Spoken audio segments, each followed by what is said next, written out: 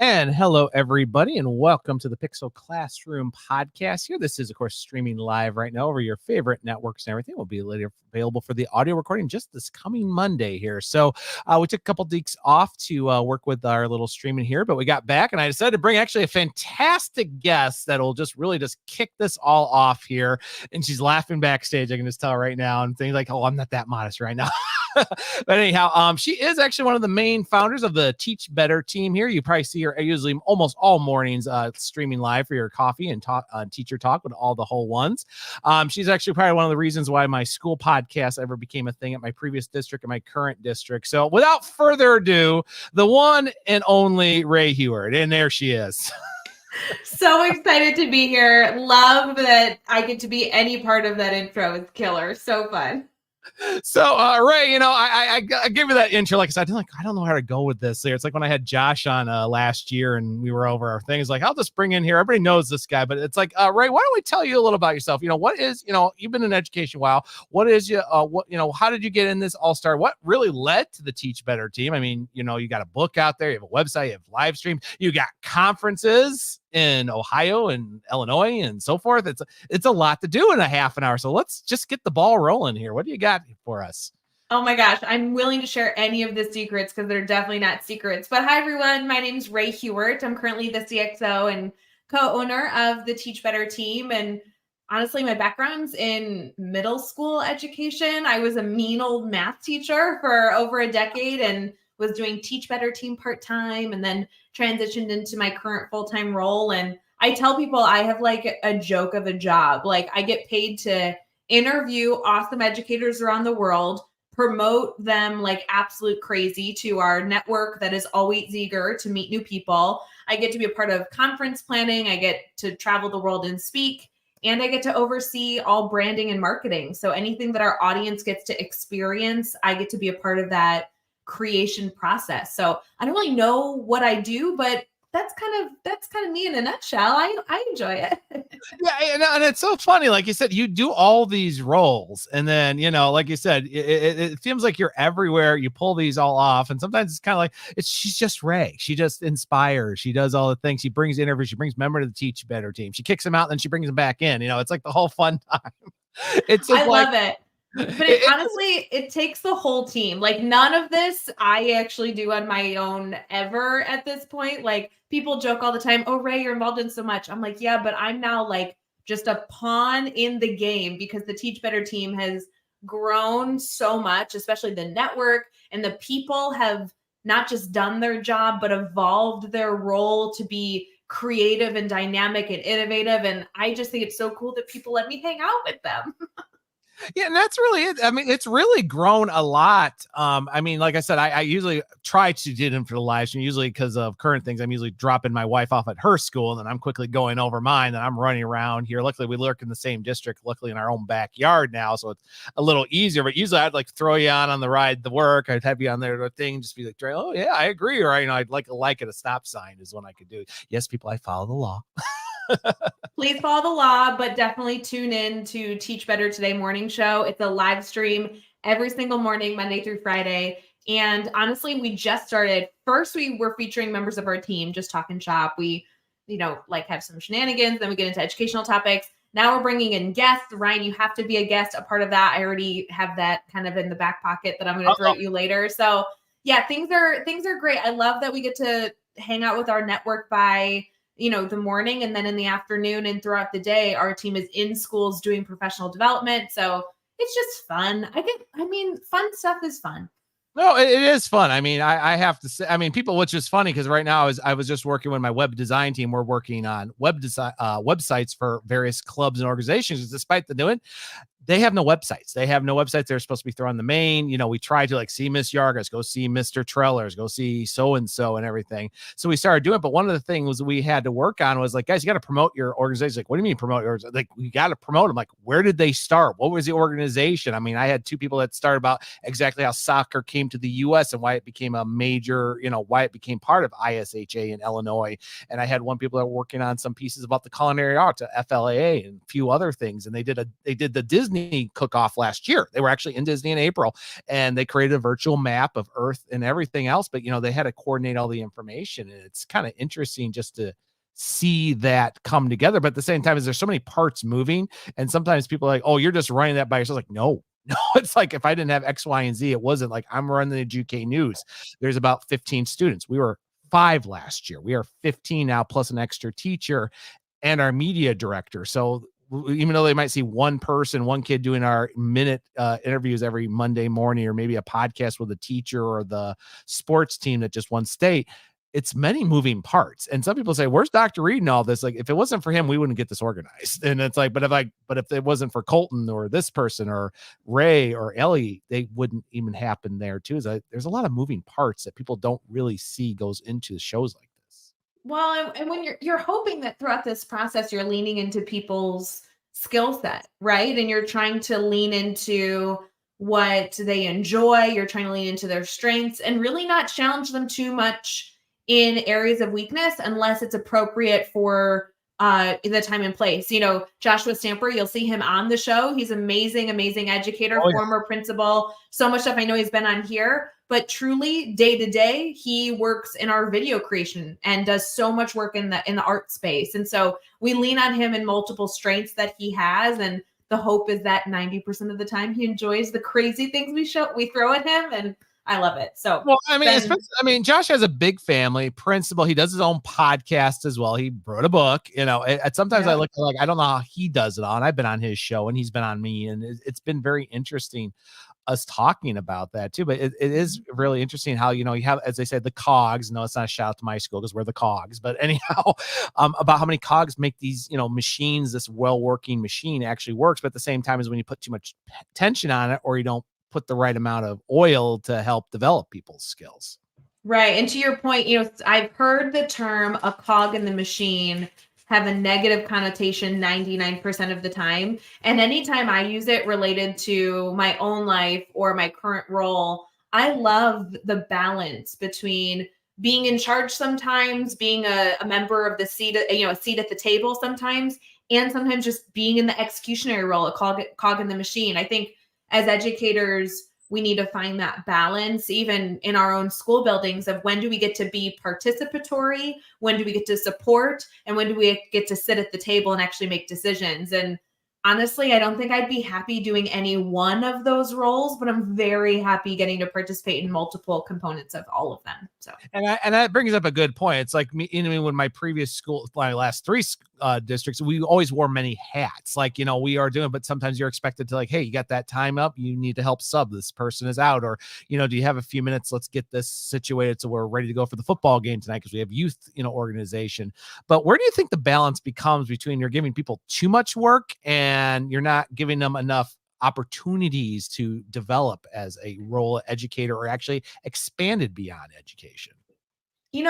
I obviously am in the field enough to know that everyone is excessively overwhelmed. And if you're not overwhelmed, you're probably relatively disconnected. And that just seems to be a theme I see when I'm in schools on a continuous way. I was in schools 3 days this week. So I'm like, I love my work. I love being able to be on the business side, but being in schools, in school districts is just a blast with the work that we get to do with professional learning.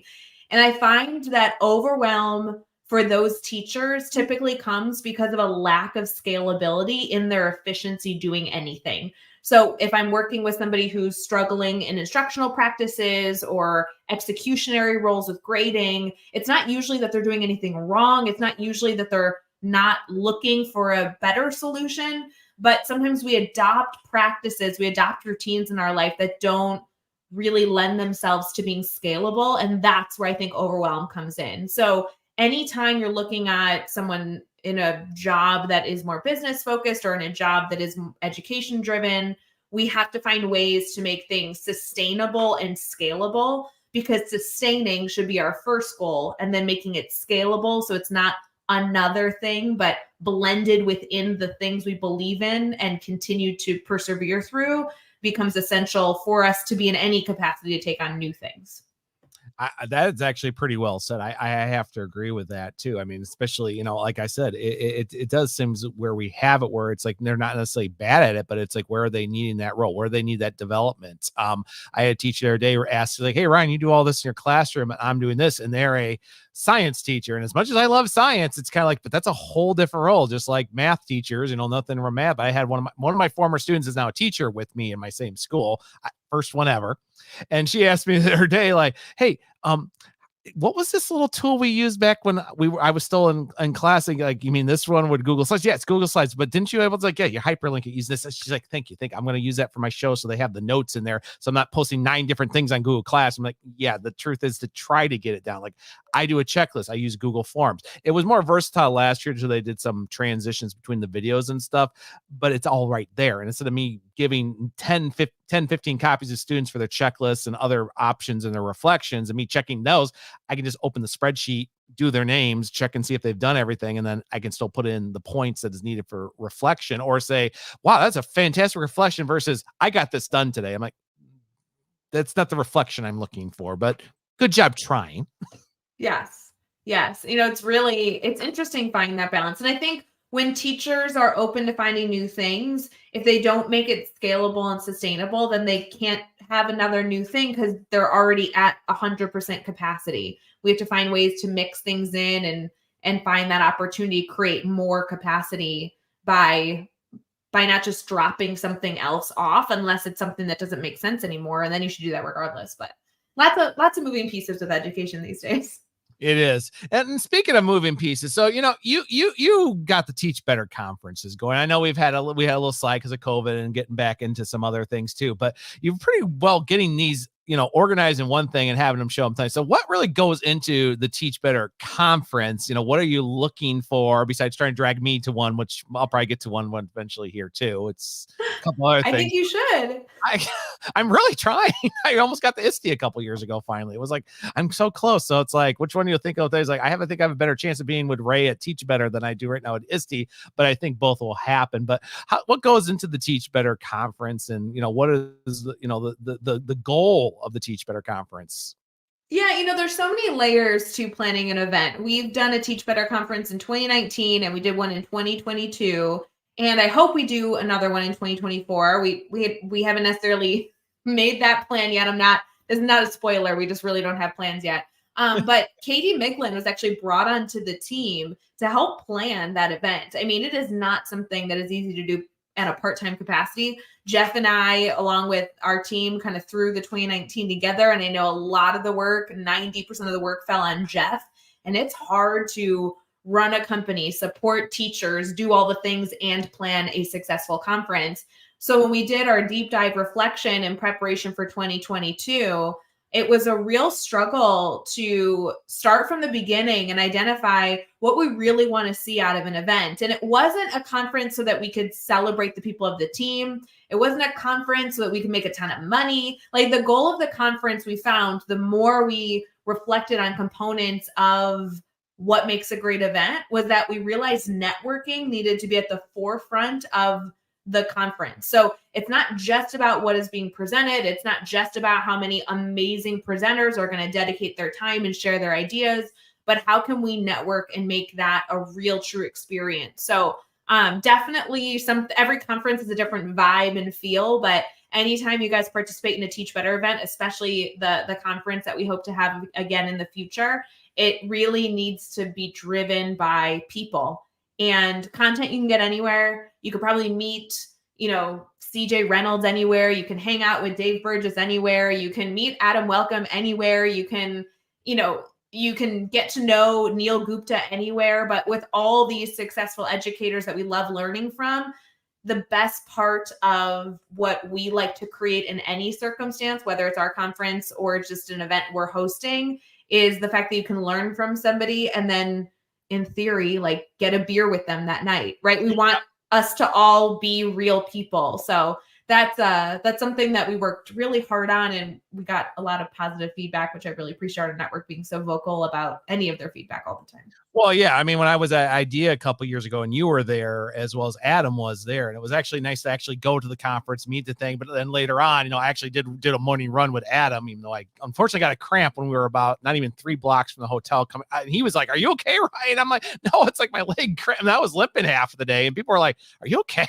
I'm like, I said, let's just say I was doing great. I was running with Adam Welcome and this other teacher from Southern Illinois, and then my leg said, forget that.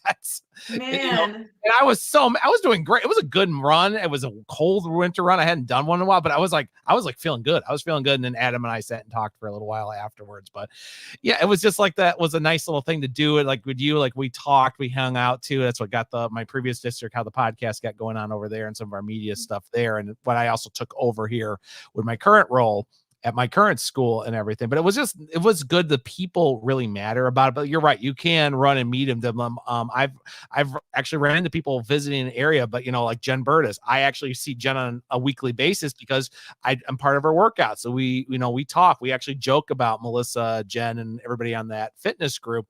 But when she's in Chicago, it's like, oh, hey, what's up? And we get together, talk, eat a little something. And then, she's like, all right, what are we going to hit those hard carbs and what are we not going to I love you, Jen. You hear me. But yeah, I think the people interaction and what everybody brings, like sometimes I've seen conferences, and as somebody who's a comic fan, we have the Comic-Con every year, but there's been years like, I don't want to go. I'm like, why don't you go? I've met these people, or there's no one really to meet up with.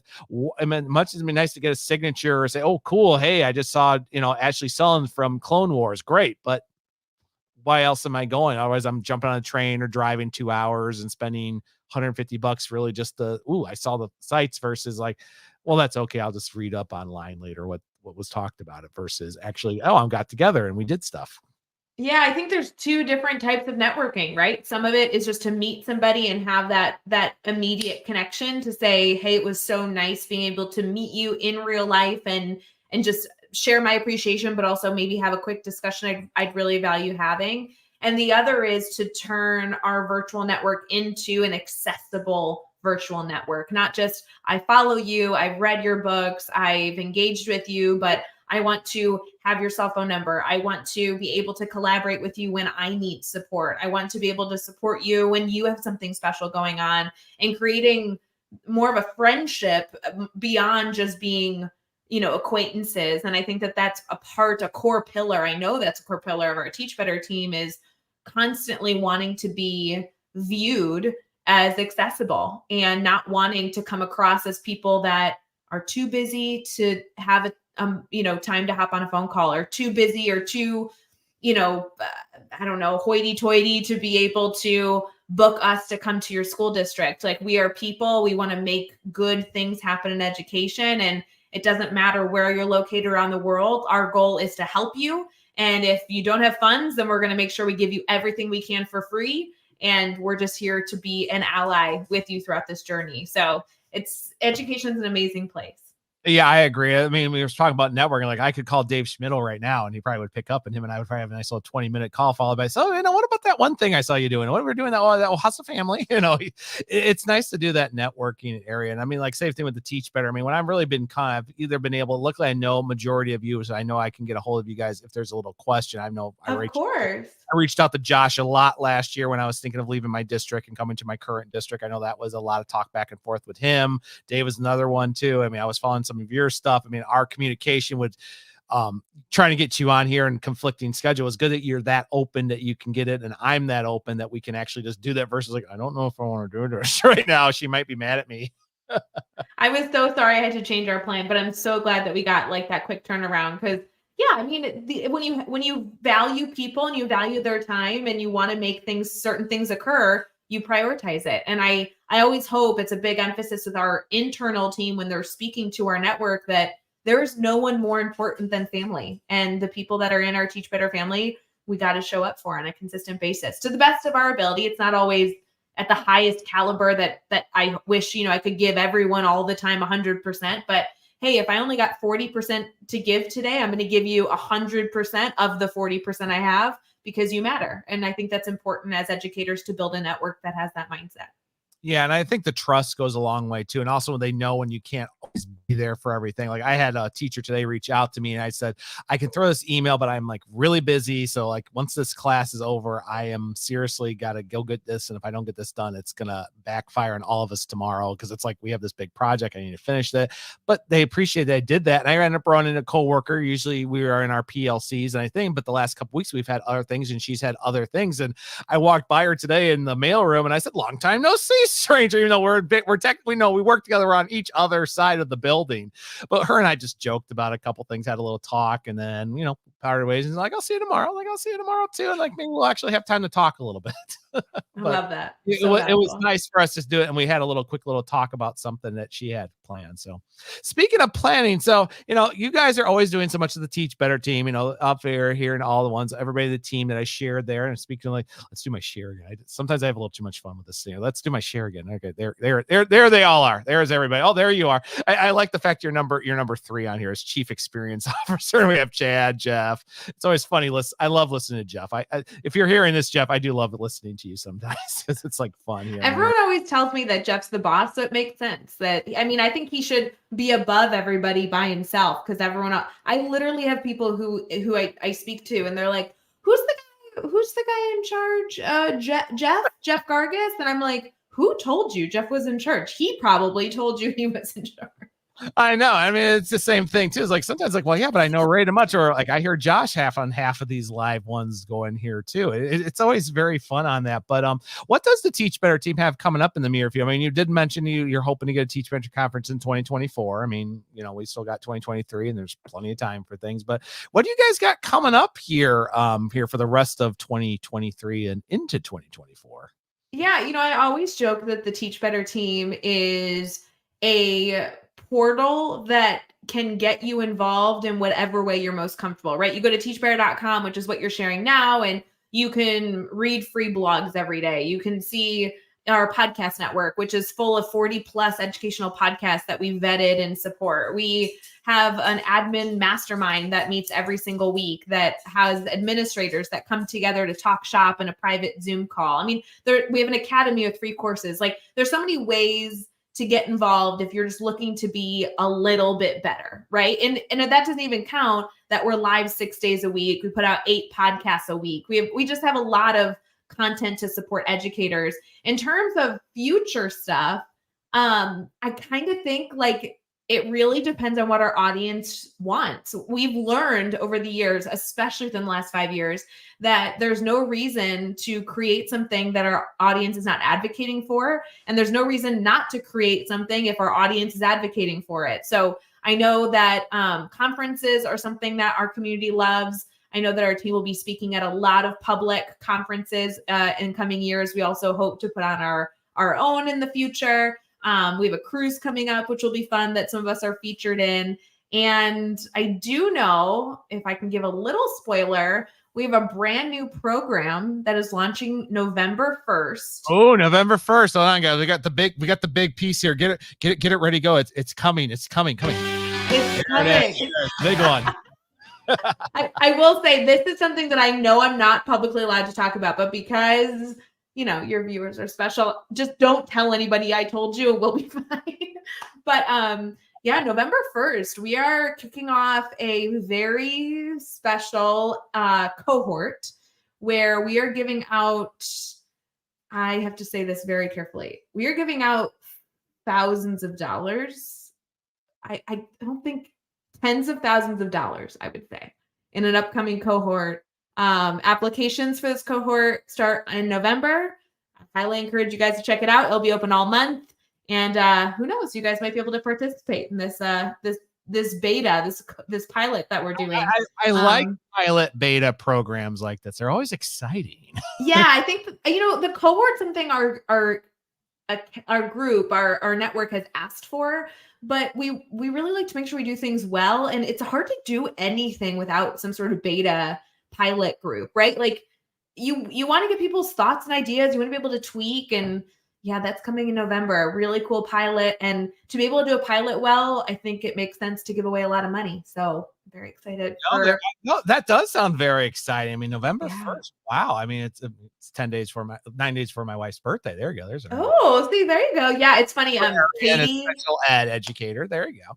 so good. Katie Miglin, who's on our team, who I think is actually the real boss of the team, is very, very pregnant.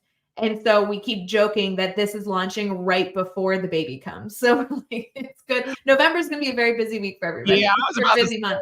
Yeah, I just had a new coworker, and she'll be back in 4 weeks from now. She was due a baby. She went into labor the morning of the first day of school. So she never, and she's my new next door neighbor. She took over the room next to me. I have 2 teachers and 2 seconds. We have connecting rooms. And Yeah. that's what happened. And all of a sudden I came in, and I just remember seeing one of my special ed eds come in. And I went, Naomi, and she looked at me like, you know, what just happened.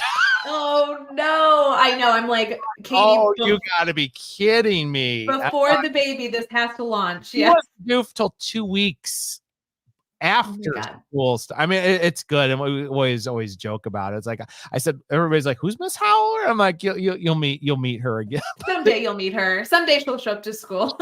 Show up, and she'll be ready to go, and you know, it'll be second quarter instead of first quarter, but you know, she'll be there, and she'll have it. And they even say like, well, you know, if she's got to do X, I'm like, don't worry, I have to I'll give her the privacy. I'm like, I'm a father too. I've had, you know, relatives. I got a couple are expecting, you know, my sister. You know, it's like I'm very good with that. So it's like it's the same time. It was just so funny because it really was, because one of my former coworkers, and she had a baby last year, and she was pregnant towards the end of my last year there, but she had her observation, then she went to labor the week after.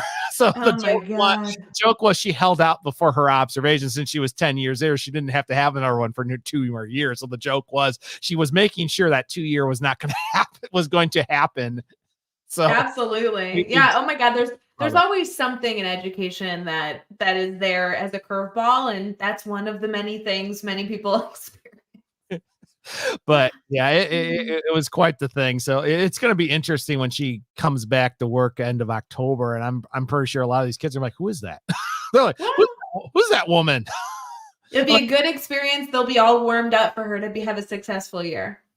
Which is good, because I mean, she's special ed and science, so she's been, you know, all her special ed and math kids have been with one of our other ones who was actually longtime retired teacher. She actually was my karate instructor. That's how small of a world this is. I always joke, they're like, "What's Mrs. Rae?" I'm like, "Mrs. Rae is a 3rd-degree black belt. Remember, if you get in trouble."